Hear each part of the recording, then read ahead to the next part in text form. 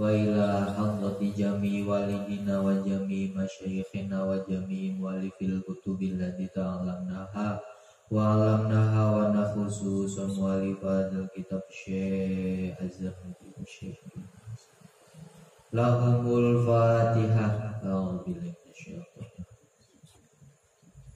Alhamdulillahi rabbil alamin arrahmanir rahim. Iyyaka na'budu wa iyyaka nasta'in ihdinas siratal mustaqim siratal ladzina an'amta 'alaihim ghairil maghdubi 'alaihim waladdallin. Bismillahirrahmanirrahim. Faslun fi bidayati sabki wa qadrihi wa tartibihi. Kemudian di tengah qala Rasulullah sallallahu alaihi wasallam man arafa nafsahu faqad arafa rabbahu. Halaman 66. Kalau yang ini qala bersabda siapa Rasulullah, man bermula siapa itu arafa jika mengenal siapa man nafsahu terhadap dirinya, faqad arafa maka sungguh mengenal siapa man rabbahu terhadap Tuhannya. Faida arafa ketika mengenal siapa man ajza nafsihi akan kelemahan dirinya, arafa maka mengenal siapa man qudratallahi ta'ala akan kekuasaan Allah ta'ala, wala ya'tamidu dan tidak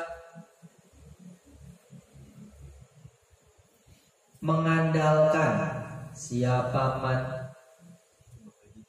wala ya'tamidu dan tidak mengandalkan siapa man ala nafsihi atas dirinya, wa aqlihi dan akalnya,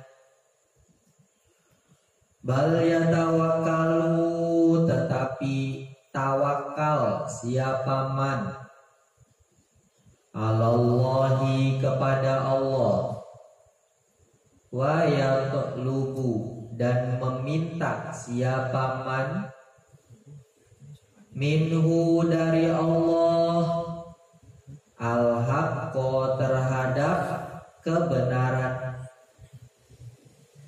wa man yatawakkal 'alallahi fahuwa hasbuh. Waman bermula siapa itu yatawakal jika tawakal siapa man 'alallahi kepada Allah, fahuwa maka bermula man, fahuwa maka bermula Allah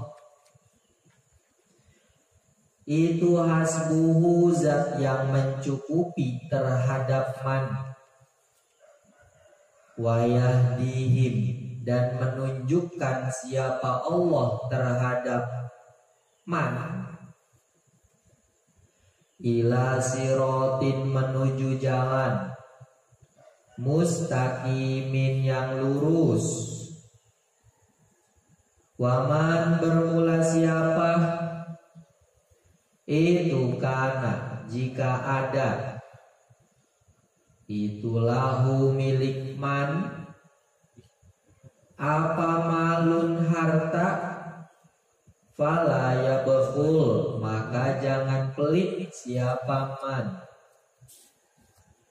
wa yambaghi dan selayaknya apa an yata'awwadha agar meminta perlindungan siapa man billahi ta'ala kepada Allah ta'ala, minal bukhli dari sifat pelit, Qala bersabda siapa an-nabiyyu alaihi salatu wassalam, ayyudain bermula penyakit yang mana itu adwa'u lebih berbahaya minal buhli ketimbang pelit. Wakana dan ada siapa Abu Syaikhi al-imami al-ajalli syamsil a'immati al-halwani. Fakiron adalah orang fakir. Yabi'u yang menjual siapa Abu Syaikhi al-halwa'a akan manisan. Wakana dan ada siapa Abu Syaikhi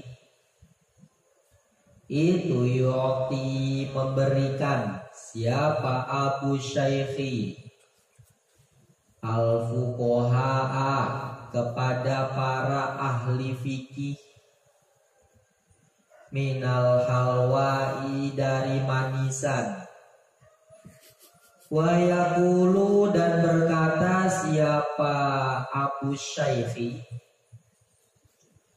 ud'u doakanlah siapa sampean-sampean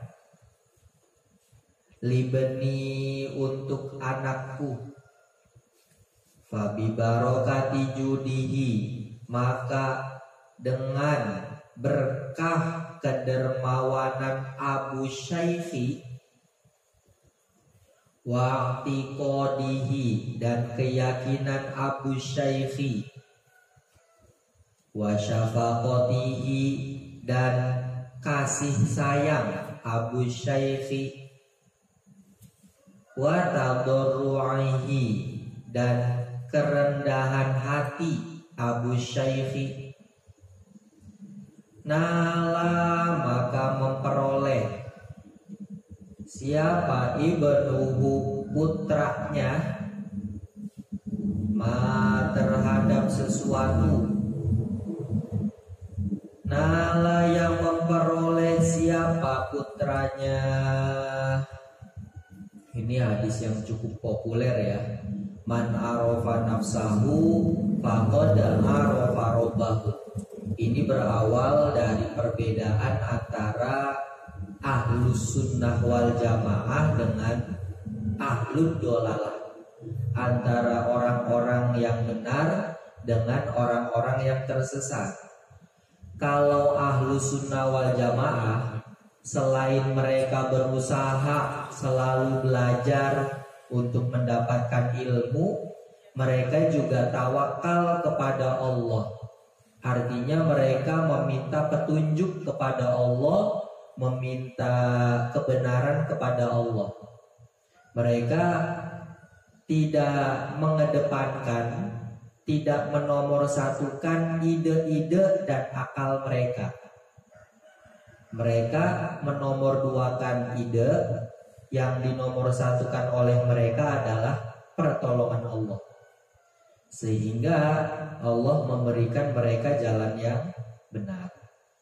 Berbeda dengan orang-orang yang sesat. Mereka memprioritaskan apa yang dikatakan oleh akal mereka. Mereka menomorsatukan akal mereka dan mengesampingkan faktor berupa permintaan kebenaran kepada Allah. Sehingga secara tidak langsung mereka berharap terhadap makhluk yang lemah berupa akal. Kalau ahlu sunnah, mereka berharap kepada Allah yang maha kuat. Sehingga jelas tampak perbedaannya. Yang pertama, ditunjukkan jalan yang benar karena minta kepada Allah. Yang kedua, ini serba terbatas karena mereka meminta terhadap sesuatu yang serba terbatas, yakni akal. Sehingga mengutip hadis man arafa nafsahu faqad arafa rabbahu. Barang siapa mengenal dirinya, maka dia akan mengenal Tuhannya. Artinya apa? Begini ya. Metode yang paling ya lumayan baik. Caranya itu jangan sampai kita batasi tantangan kita, tapi kita harus tantang batasan kita. Artinya bagaimana? Semisal sekarang sampai maghrib kita coba menghafalkan Alfiyah, contoh 200 bait semisal, atau 1000 bait langsung. Nah, seandainya sudah kita coba dan ternyata itu gagal, itu memberikan petunjuk kepada kita bahwa kita adalah makhluk yang lemah. Sehingga kita mengakui bahwa Allah Maha Kuasa. Gitu. Itu salah satu cara. Maksudnya kalau seandainya kita tidak ada tidak ada langkah untuk pembuktian diri kita lemah, itu sulit. Seperti halnya Fir'aun itu, dia tidak pernah sakit dan dia dihormati oleh orang-orang yang di sekitarnya, sehingga dia merasa kuat. Karena dia merasa kuat, akhirnya dia tidak mengenal Tuhannya. Begitu. Sehingga ini sangat penting bahwa jangan sampai kita mengedepankan atau menggantungkan diri terhadap selain Allah gitu. Kita harus tawakal kepada Allah dan minta kebenaran kepada Allah. Wa may yatawakkal 'alallahi fahuwa hasbuh. Barang siapa tawakal kepada Allah, maka Allah pasti akan mencukupi dia. Dan Allah akan menunjukkan dia ke jalan yang lurus. Siratal ladzina an'amta 'alaihim, jalan orang-orang yang diberi nikmat oleh Allah. Ghairil maghdubi 'alaihim, bukan orang-orang yang dibenci, waladolin, dan bukan orang-orang yang tersesat. Itu kalau seandainya kita mintanya kepada Allah. Udah. Kemudian waman kana lahu malun fala yamukul. Ini juga salah satu metode orang-orang zaman dahulu sehingga mereka berhasil dalam belajar. Mereka tidak pelit kalau seandainya memiliki harta. Bahkan dalam fikih anjuran Nabi, maksudnya dalam syariat, yang dianjurkan Nabi itu adalah kita berdoa agar dihindarkan dari sifat pelit. Dan Nabi bersabda, ayyudain adwa'u minal bukhli. Penyakit mana yang lebih parah dari pelit? Artinya apa? Pelit itu adalah sebuah penyakit yang sangat berbahaya. Gitu. Nah, ini ada cerita bahwa Syekh Al-Halwani itu adalah putra seseorang yang fakir. Ayah dari Syekh Al-Halwani kecil itu pekerjaannya adalah menjual manisan. Nah, kemudian barang dagangannya ini dihadiahkan untuk para ahli fikih, untuk orang-orang yang ahli ilmu fikih. Dan ayahnya meminta kepada mereka agar mendoakan anaknya. Ya, ayahnya Syekh Al-Halwani meminta doa kepada ahli fikih pada zaman itu, meminta agar anaknya alim begitu. Kemudian singkat cerita, karena memang dia punya kedermawanan kepada ahli ilmu, kemudian dia juga punya keyakinan kuat bahwa orang yang memiliki ilmu itu banyak berkahnya, sehingga anaknya yakni Al-Halwani menjadi seseorang yang top di bidang ilmu, begitu. Jadi seperti yang di awal pembahasan itu kan, kesuksesan belajar seseorang itu didukung oleh 3 unsur. Yang pertama adalah dianya sendiri, maksudnya pelajar itu sendiri harus memiliki kesemangatan dan seterusnya. Kemudian faktor dari gurunya juga harus yang ikhlas, kemudian macam-macam ya. Yang terakhir adalah orang tuanya juga harus mendukung terhadap kegiatan belajar anaknya. Dengan 3 faktor itu, maka seseorang akan mendapatkan ilmu yang banyak.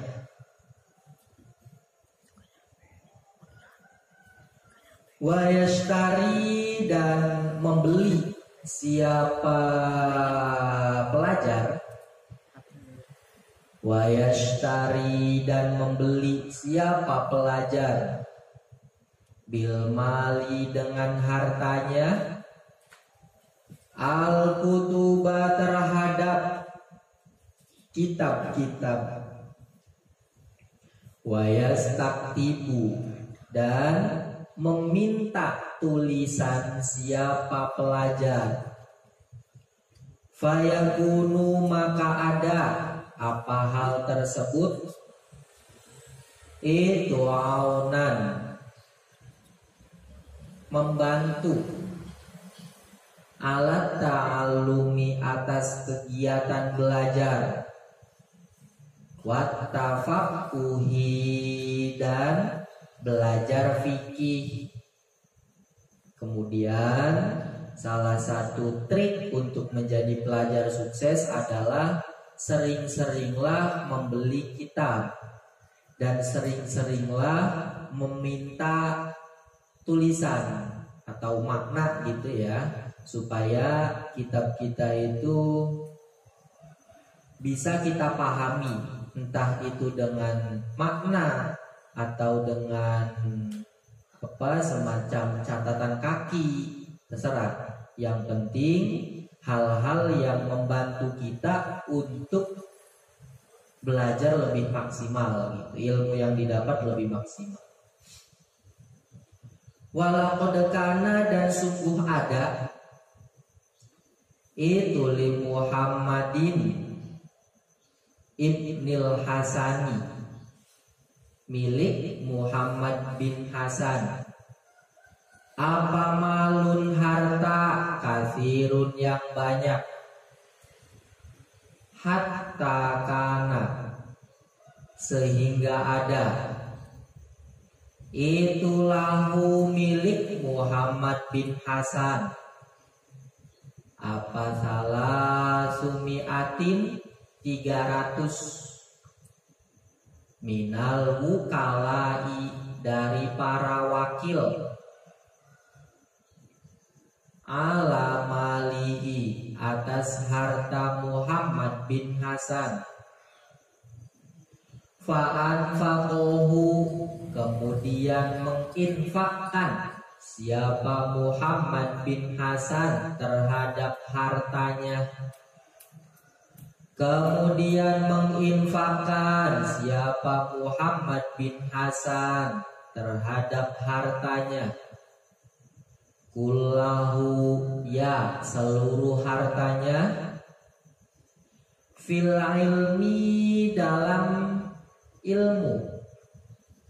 Walam yabqa, halnya tidak tersisa. Lahu, milik Muhammad bin Hasan. Apa saubun, pakaian. Nafisun, yang mewah. Faro'ahu, kemudian melihat terhadap Muhammad bin Hasan. Siapa Abu Yusufa, Imam Abu Yusuf. Fi saubin, memakai baju. Kholitin, yang kusut. atau jelek. Fa'arsala kemudian mengirim siapa Abu Yusuf ilaihi kepada Muhammad bin Hasan siaban terhadap pakaian-pakaian nafisatan yang mewah.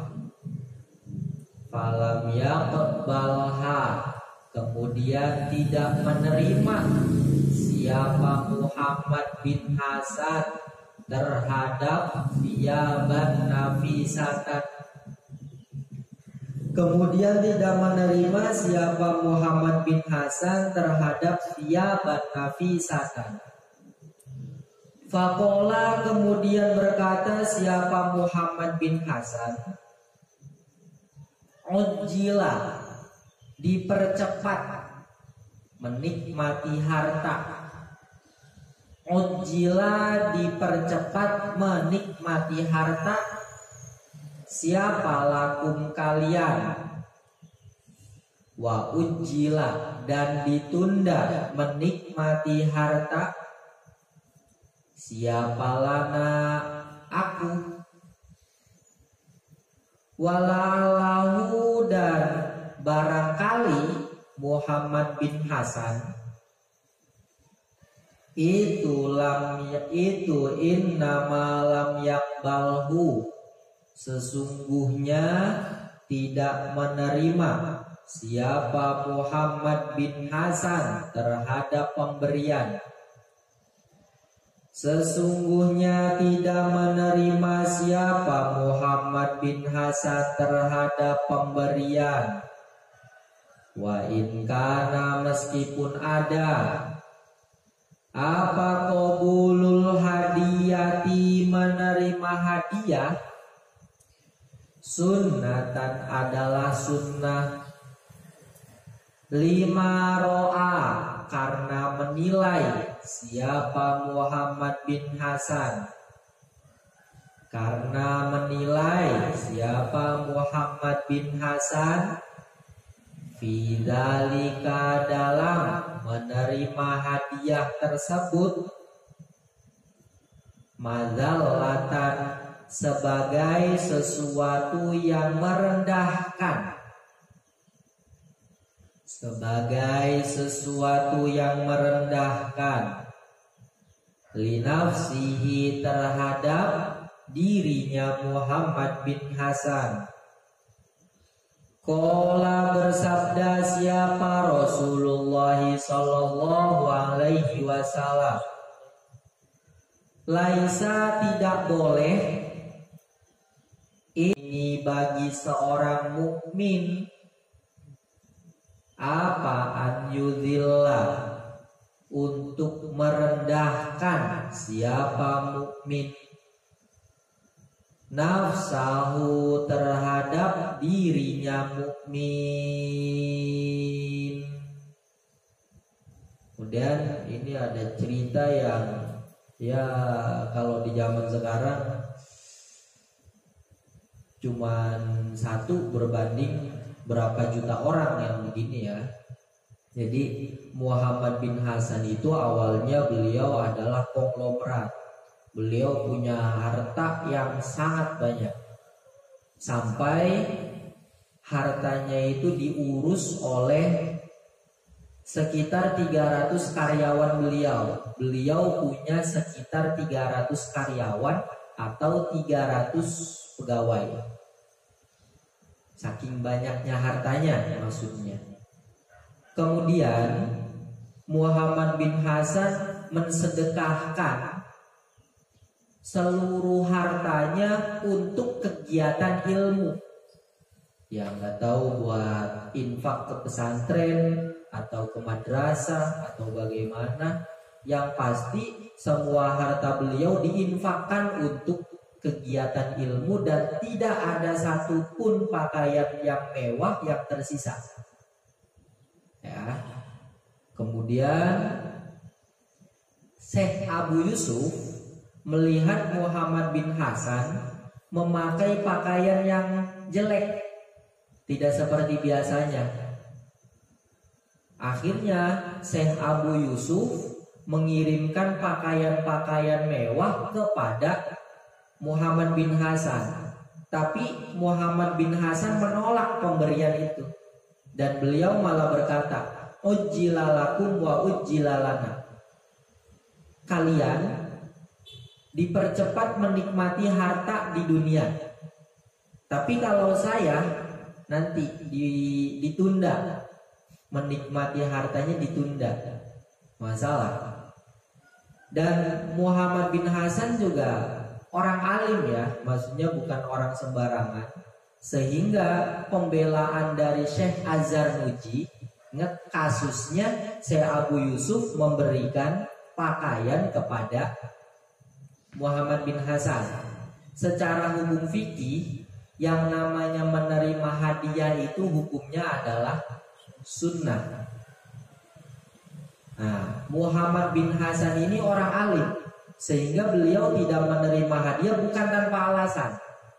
Sehingga kemungkinan, ini menurut Syekh Az-Zarnuji ya, pengarang kitab Taklim, kemungkinan Syekh Muhammad tidak menerima pemberian dari Syekh Abu Yusuf karena beliau menilai ketika menerima hadiah itu sama halnya dengan merendahkan dirinya sendiri. Begitu. Menurut beliau begitu. Dan Rasul bersabda, "Laisalil mu'mini ayyudhilla nafsahu." Seorang mukmin tidak diperbolehkan untuk merendahkan dirinya sendiri. Artinya ini mukmin yang hebat ya, mukmin yang sejati. Kita tidak bisa, maksudnya laisalil mu'mini ayyudhilla nafsahu. Seorang mukmin tidak boleh merendahkan dirinya sendiri.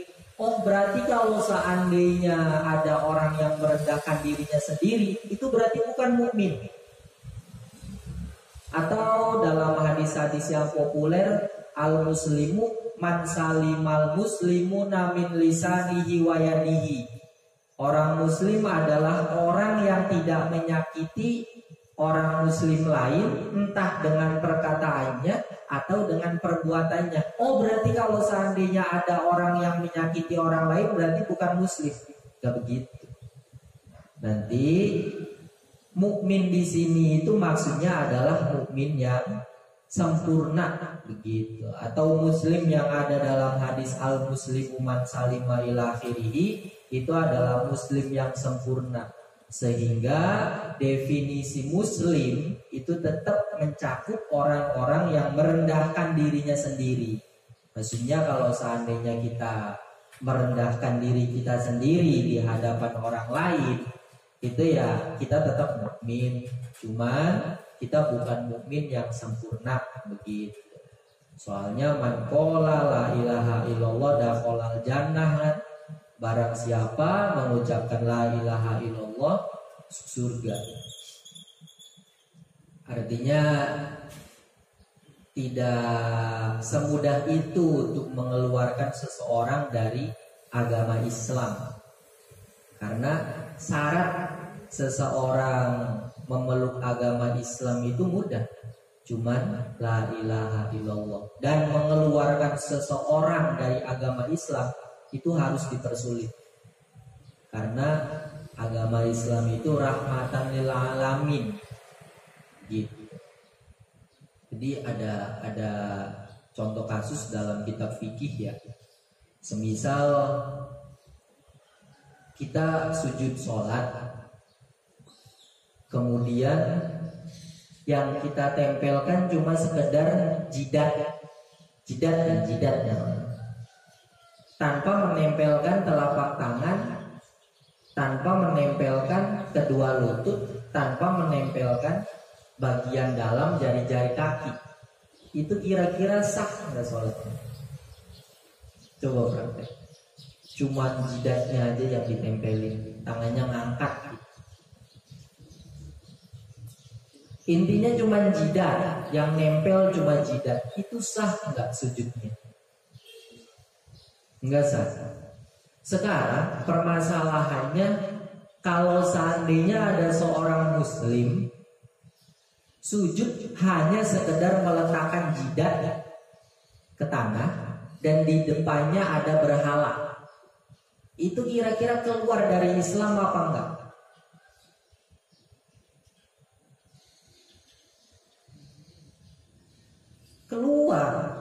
Keluar dari Islam.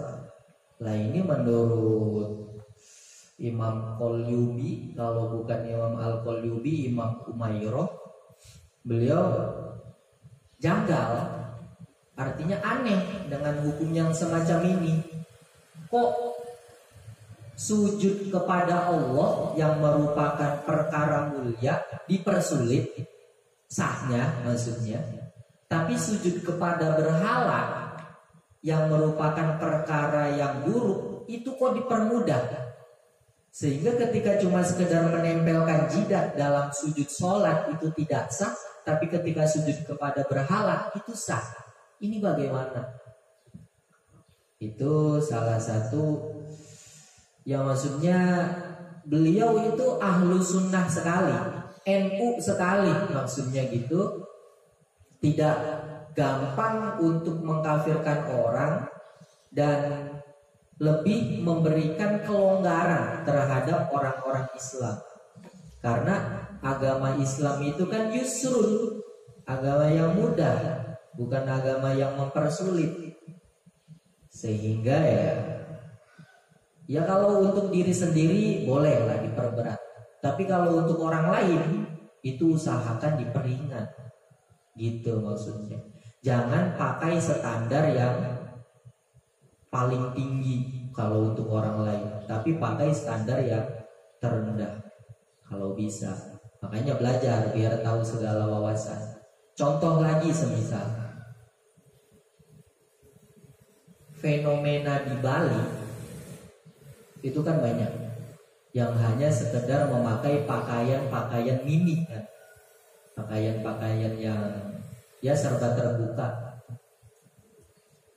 Lah, dalam dalam salah satu pendapat, meskipun pendapatnya lemah ya, ada yang mengatakan bahwa aurat dari perempuan dan laki-laki itu cuma sekedar sawataini, dua kemaluan, kubul dan dubur. Sisanya itu bukan aurat. Di selain sholat ya, kalau sholat jelas. Di selain sholat, aurat perempuan dan laki-laki itu hanya sekedar kubul dan dubur. Sehingga dengan wawasan itu, maksudnya wawasan yang ringan, kita tidak mudah menyalahkan orang lain yang semisal jalan-jalan ke sana. Karena mereka tidak melihat aurat, atau pelaku yang berjemur itu tidak sedang menampakkan aurat. Ya kalau seandainya nanti timbul fitnah itu masalah lain. Maksudnya ini untuk tentang aurat.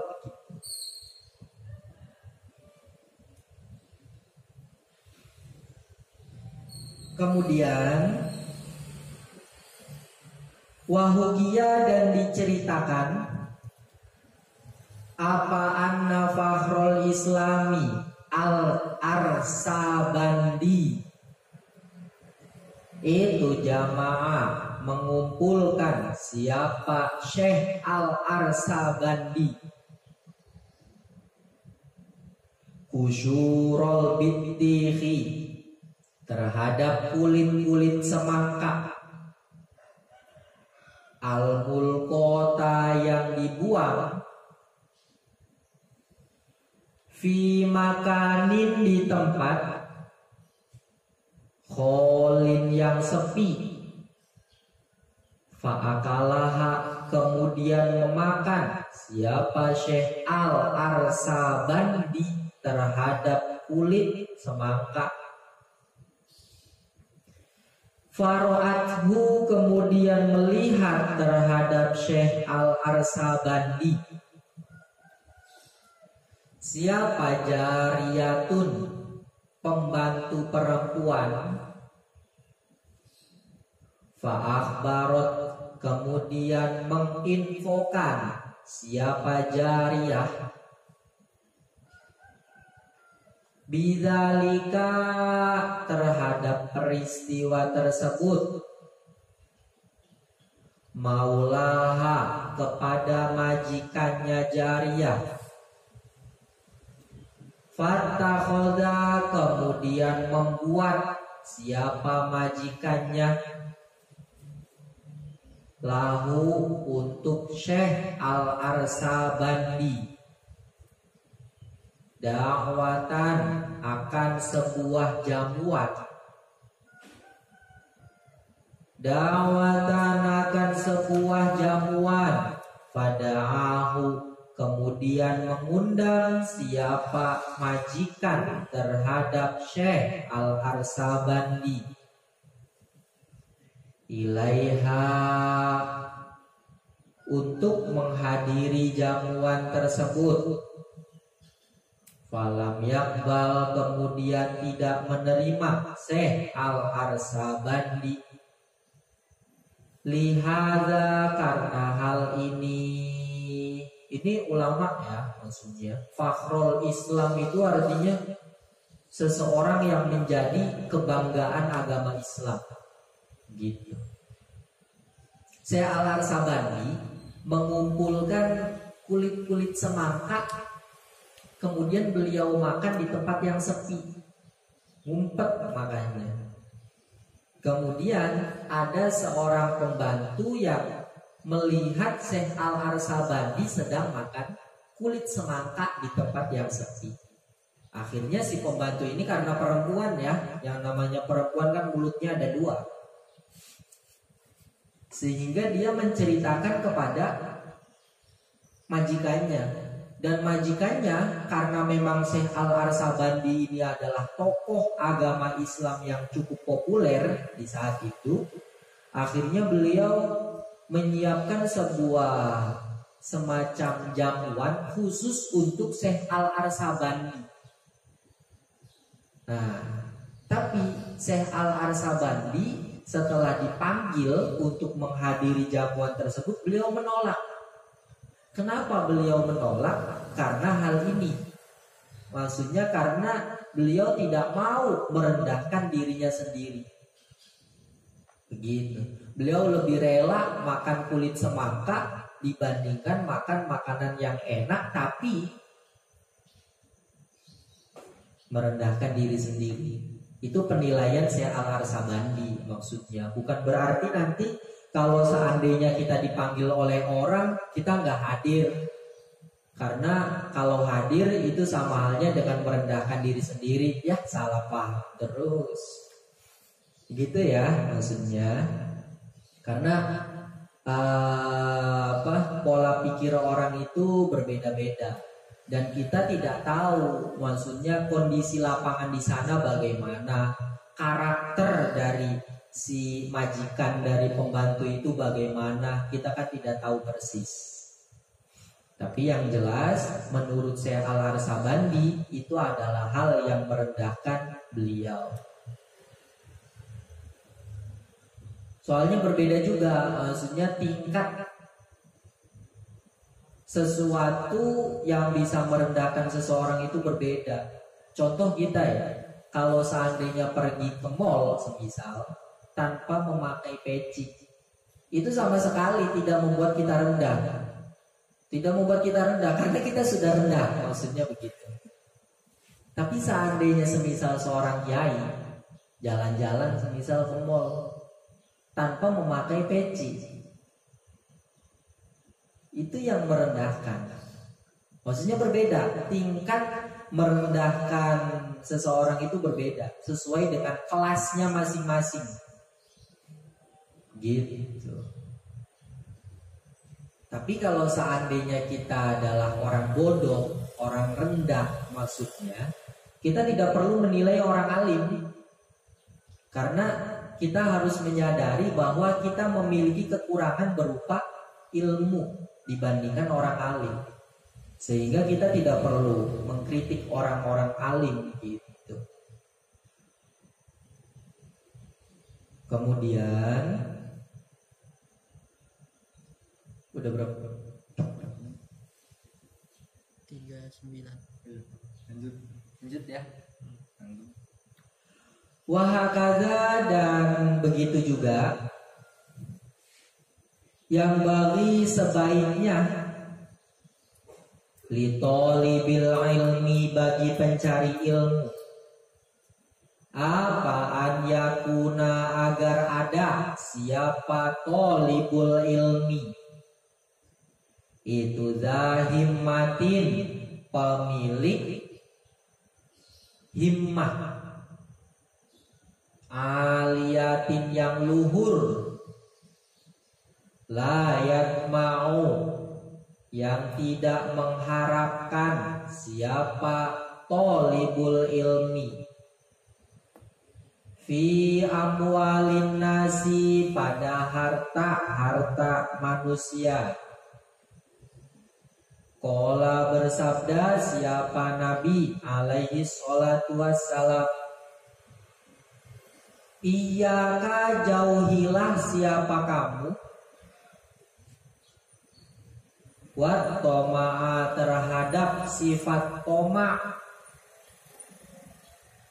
fa innahu karena sesungguhnya toma'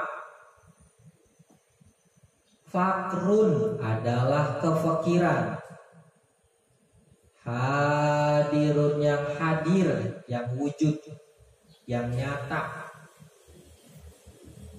wala yabkhulu dan tidak pelit siapa tolibul ilmi bima dengan sesuatu indahu yang ada di sisinya minal mali berupa harta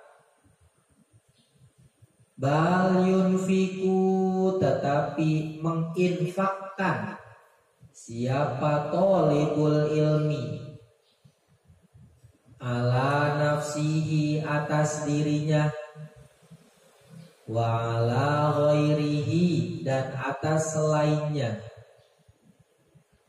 wa qala dan bersabda siapa an-nabiyyu sallallahu alaihi wasallam an-nasu bermula manusia kulluhum ya seluruh manusia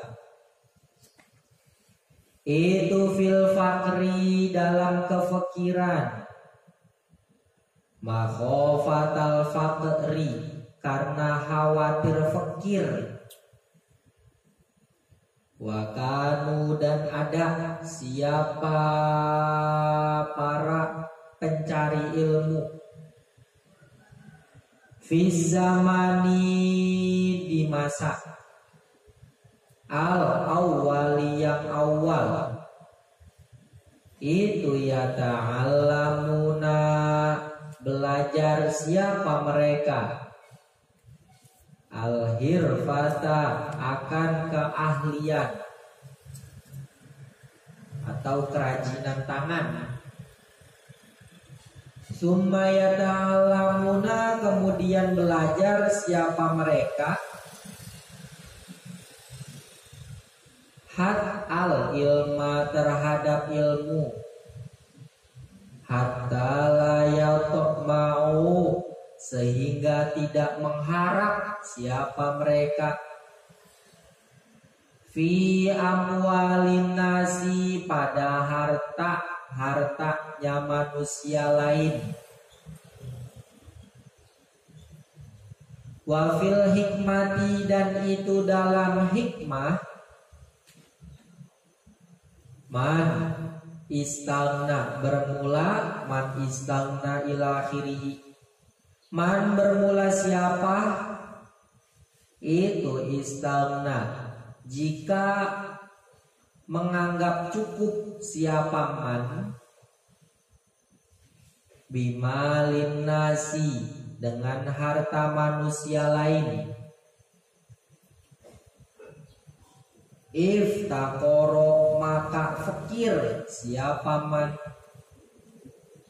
wal alimu bermula orang alim itu idza kana ketika ada siapa al alim itu tomman orang yang sering mengharap